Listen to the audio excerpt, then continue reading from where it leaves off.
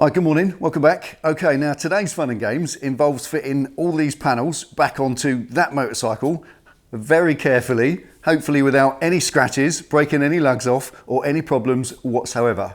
So wish me luck, let's see how we get on. All right, before I get started, a little nugget that might save you some heartache. Many panels are held on by the rubber grommet with the plastic post that goes in it. You know the one? Now, I like to spray some rubber-friendly lubricant on them and it works fine. You can put hot water on them with a bit of soap in it, that works fine, but anything to lubricate that interface between the rubber and the plastic post, because over time, the rubber grommet gets hard. Over time, like all rubber stiffens up, and obviously the plastic post over the years will get more brittle, and it's a recipe for snapping them off. And motorcycle panels cost an awful lot of money. They can't always be plastic welded back on either, so it's good insurance.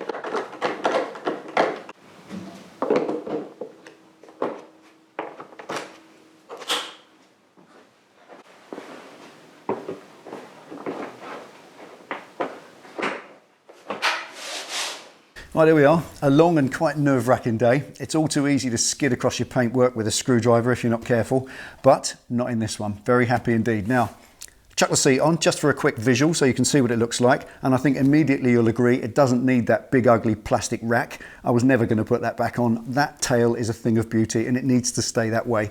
It also needs this hump shaved out of the seat, and that's why I've put it on, as you can see. It's just too thick there, it doesn't look right. It comes beautifully down from the front, and I think if that follows the rear as well, that'll look great. So that'll be a job for the upholsterer. Now with the belly pan, I haven't put it on today because there's one more job to do to it. As you can imagine, where the belly pan lives, down there at the front of the engine, it's going to get grip blasted the minute you ride up the road. It's going to destroy the paint on the front of that straight away, and there is a way of protecting it. Now, I've spoken to a company that I know that I've used before. They've shown me how to use a particular product. I've ordered some and it should be here in time for the next video. So we'll be protecting the front of that permanently and then fitting it along with the wheel and hopefully be a step closer. So there we are. Thanks for watching. Take it easy, ride safe. I'll see you next time.